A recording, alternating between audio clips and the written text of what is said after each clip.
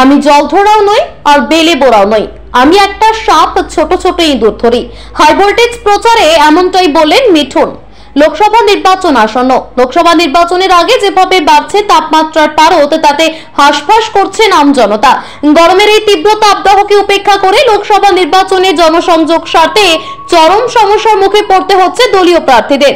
কিন্তু তা বলে তো আর চলে না, কারণ আসন্ন লোকসভা নির্বাচনে নিজের লোকসভা কেন্দ্রে নিজের জয় হাসিল করতে প্রয়োজন সাধারণ মানুষের আশীর্বাদ। আর নিজের জয়ের লক্ষ্য থাকলে মানুষের দুয়ারে দুয়ারে পৌঁছাতে হবে প্রতিটি প্রার্থীকে।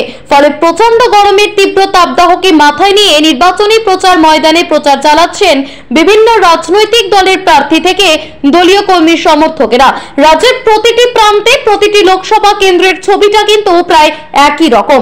আসন্ন লোকসভা নির্বাচনের আগে শুধুমাত্র যে তাপমাত্রার পারদ ঊর্ধ্বমুখী এমনটা নয়, বিভিন্ন রাজনৈতিক দলের প্রচারে সরগরম হচ্ছে রাজনৈতিক পরিবেশ। তবে নির্বাচনের প্রচার ময়দানে হাল ছাড়ছেন না কোনো প্রার্থী। এবার প্রখর রোদ এবং তীব্র গরমকে উপেক্ষা করে হাই ভোল্টেজ লোকসভা কেন্দ্রে নির্বাচনী প্রচারে এলেন তারকা প্রচারক। হুটখোলা জিপে করে প্রার্থী সমর্থনে করলেন প্রচার। তারকা প্রচারককে দেখতে রাস্তার দুধারে দেখা গেল অগণিত মানুষের ভিড়। মধ্যাহ্ন ভোজন সারলেন দলীয় কর্মীর বাড়িতে। ফিল্মি কায়দায় একের পর এক দিলেন ডায়লগ। নির্বাচনের আগে দলীয় কর্মীদের মনোবল করলেন চাঙ্গা। এভাবে এই দিন ভর হাই ভোল্টেজ যে লোকসভা কেন্দ্রে নির্বাচনী প্রচার সারলেন তারকা প্রচারক মিঠুন চক্রবর্তী। লোকসভা নির্বাচনের আগে বিভিন্ন লোকসভা কেন্দ্রে দলীয় প্রার্থীদের হয়ে নির্বাচনী প্রচার সারছেন বিজেপির তারকা প্রচারক মিঠুন চক্রবর্তী। উত্তরবঙ্গের বিভিন্ন লোকসভা কেন্দ্রে প্রচার করতে দেখা যাচ্ছে তাকে।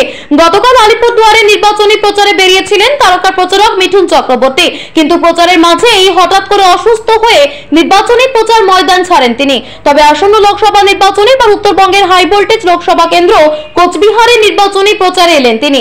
কোচবিহার লোকসভা কেন্দ্রে বিজেপি প্রার্থী তথা বিদায়ী সাংসদ এবং বিদায়ী কেন্দ্রীয় স্বরাষ্ট্র প্রতিমন্ত্রী নিশীথ প্রামাণিকের হয়ে নির্বাচনী প্রচার সারলেন তিনি।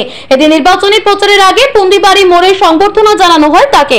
এরপর হুটখোলা চেপে করে কোচবিহার পুন্ডিমারি মোড় থেকে প্রায় 1.5 কিলোমিটার পুন্ডিমারি থানা পর্যন্ত রোড শো করেন। তাকে দেখার জন্য রাস্তার দুধারে ভিড় জমান বহু মানুষ। মাঝে বিজেপি সভাপতি সুকুমার রায়ের বাড়িতে মধ্যাহ্ন ভোজন সেরে খোকসাডাঙ্গার উদ্দেশ্যে ভোট প্রচারে যান। নির্বাচনী প্রচারে বেরিয়ে ফিল্মি কায়দায় দিলেন একগুচ্ছ ডায়লগ। বলেন, আমি জল ধরাও নই আবার বেলে বোড়াও নই, আমি একটা সাপ ছোট ছোট ইঁদুর ধরি। আসন্ন লোকসভা নির্বাচনে কোচবিহার লোকসভা কেন্দ্রে হাই ভোল্টেজ লড়াই হতে চলেছে তা এক প্রকার পরিষ্কার। লোকসভা নির্বাচনের আগে ইঞ্চিতে ইঞ্চিতে লড়াই চালিয়ে যাচ্ছেন প্রতিটি রাজনৈতিক দলের প্রার্থী থেকে দলীয় নেতৃত্ব এবং কর্মী সমর্থকেরা, যার কারণে নির্বাচনী প্রচার ময়দানে কেউ কাউকে বিন্দু মাত্র জায়গা ছেড়ে দিতে নারাজ। বিগত দিনে কোচবিহারে 4 বার সভা করেছেন তৃণমূল সুপ্রিমো তথা রাজ্যের মুখ্যমন্ত্রী মমতা বন্দ্যোপাধ্যায়। এরপরেও একের পর এক সভা করেছেন তৃণমূলের সেকেন্ড ইন কমান্ড তথা তৃণমূলের সর্বভারতীয় সাধারণ সম্পাদক অভিষেক বন্দ্যোপাধ্যায়। ঠিক তেমনি কোচবিহারে সভা করেছেন দেশের প্রধানমন্ত্রী নরেন্দ্র মোদী। এছাড়া উত্তরবঙ্গের এই জেলায় সভা করেছেন শুভেন্দু অধিকারী থেকে মিঠুন চক্রবর্তী। তবে আসন্ন লোকসভা নির্বাচনে হাই ভোল্টেজ লোকসভা কেন্দ্রে কে জিতবে তা বলা যাবে নির্বাচনের ফলাফল ঘোষণা হওয়ার পরে। আমি এমন একটা সাপ যে ছোট ছোট ইঁদুর ধরে বেড়াই।